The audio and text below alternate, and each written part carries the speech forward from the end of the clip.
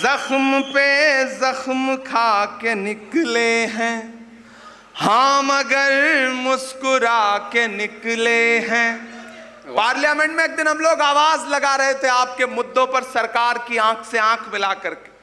Parliament کی history میں پہلی بار ایسا ہوا کہ ایک ساتھ 146 یعنی 146 MPs ایک دن میں سسپینڈ کر دیے گئے.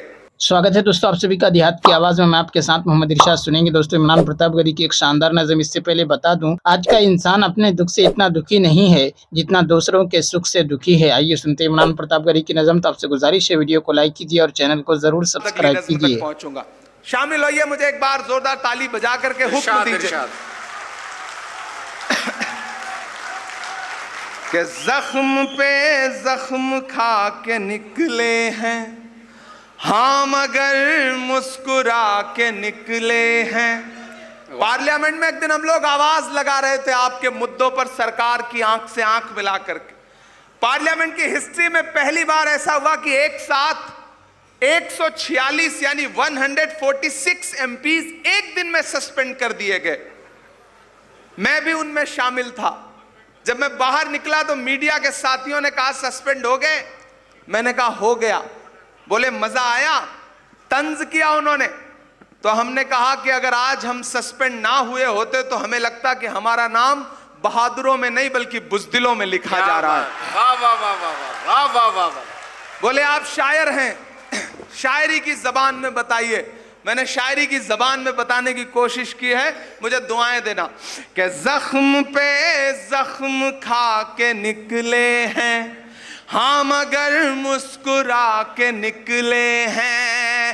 سر جھکانے کا حکم جب آیا, سر جھکانے کا حکم جب آیا اور بھی سر اٹھا کے نکلے ہیں.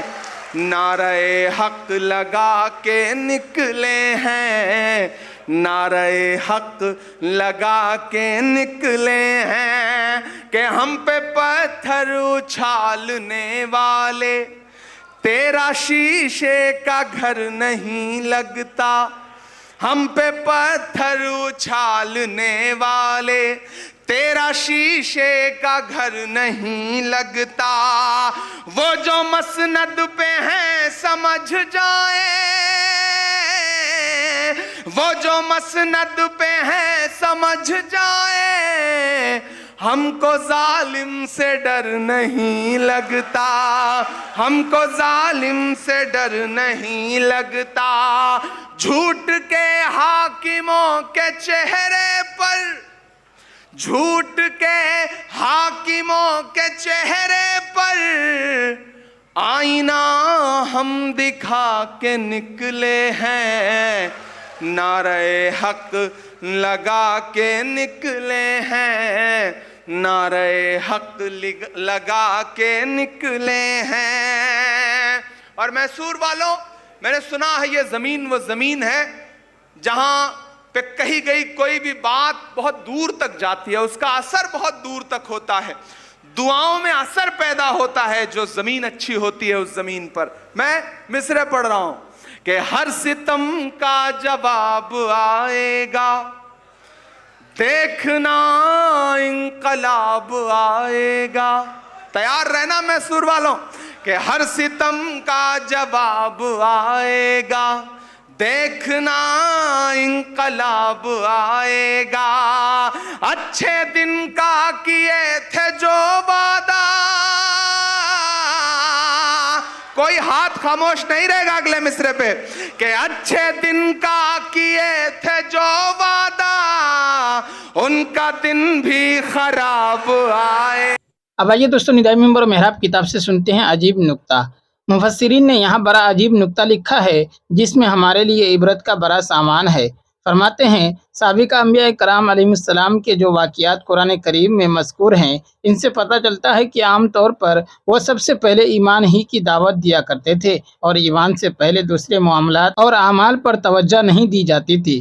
دنیا میں ان پر عذاب آنے یا نہ آنے کی بنیاد بھی ان کے ایمان و کفر پر ہوتی تھی۔ ایمان لے آتے تھے تو عذاب سے بچ جاتے تھے، اور ایمان نہیں لاتے تھے تو ان پر عذاب آ جاتا تھا۔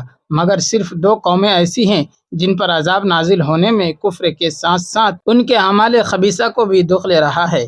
ایک لوط علیہ السلام کی قوم کے ایک خبیث عمل میں مبتلا ہونے کی وجہ سے ان کی بستی کو الٹ دیا گیا، اور دوسری شعیب علیہ السلام کی قوم جن پر عذاب آنے کا سبب کفر و شرک کے علاوہ ناپ تول میں کمی کرنے کو بھی قرار دیا گیا ہے۔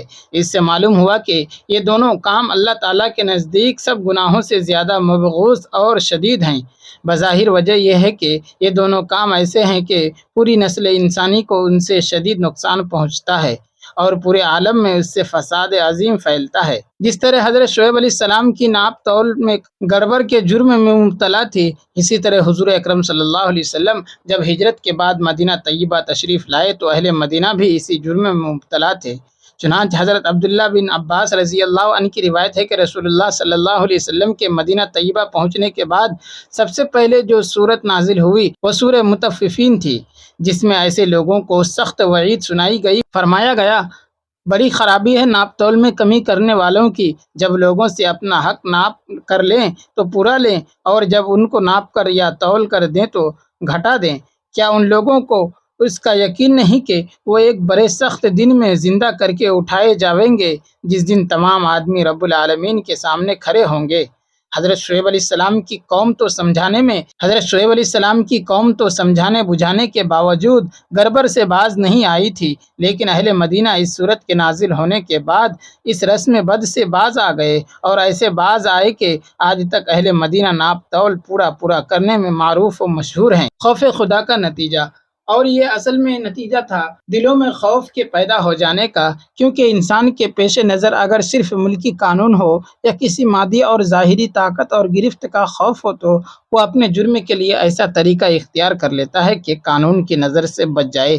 لیکن جس شخص کے دل میں خوف خدا ہو وہ ایسی جگہ بھی جرم کے ارتکاب سے بچتے ہیں جہاں وہ ملکی قانون کی نظروں سے بچا ہوا ہوتا ہے۔ اہل مدینہ ہوں یا اہل مکہ، ایمان لے آنے کے بعد ان کے دلوں میں ایسا خوف پیدا ہو گیا تھا کہ جو انہیں جلوت میں بھی گناہوں سے بچاتا تھا، اور خلوت میں بھی، آبادی میں بھی ان کی حفاظت کرتا تھا، اور ویرانے میں بھی۔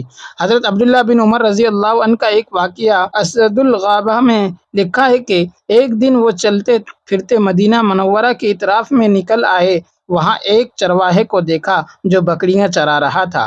آپ نے اسے کھانے پر بلایا تو اس نے معذرت کی کہ میں روزے سے ہوں۔ اب انہوں نے اس کے تقویٰ اور خوف خدا کا امتحان لینے کے لیے کہا کہ ان بکریوں میں سے ایک بکری مجھے فروخت کر دو، میں تمہیں اس کی قیمت بھی دوں گا اور روزہ افطار کرنے کے لیے گوشت بھی دوں گا۔ لیکن اس نے کہا کہ یہ بکریاں میری نہیں بلکہ میرے آقا کی ہیں، اس لیے میں فروخت نہیں کر سکتا۔ انہوں نے کہا کہ تمہارے آقا کیا کر سکتا ہے، وہ تو یہاں موجود نہیں۔ اب چرواہے نے پیٹھ پھیر لی اور آسمان کی طرف انگلی اٹھا کر کہا، فَأَيْنَ اللَّهُ، تو اللہ کہاں جائے گا؟ حضرت عبداللہ بن عمر رضی اللہ عنہما اس فکرے پر جھوم گئے اور بار بار کہنے لگے، چرواہا کہتا ہے تو اللہ کہاں جائے گا؟ مدینہ آنے کے بعد اس چرواہے کو بکریوں سمیت اس کے آقا سے خرید کر آزاد کر دیا، اور بکریاں بھی اسے ہبہ کر دیں۔ تو جب یہ یقین پیدا ہو جائے کہ اور کوئی نہیں کہ اللہ تو مجھے دیکھ ہی رہا ہے، تو پھر جرم کرنا اور ڈنڈی مارنا بہت مشکل ہو جاتا ہے، اور اگر یہ یقین نہ ہو تو پھر انسان جو چاہے کرتا رہے، اسے کوئی روک ٹوک نہیں کر سکتا۔ دوستو، ویڈیو کے آخر میں آپ سے گزارش ہے، اگر ویڈیو پسند آئی ہو تو ویڈیو کو لائک کیجیے اور چینل کو ضرور سبسکرائب کیجیے۔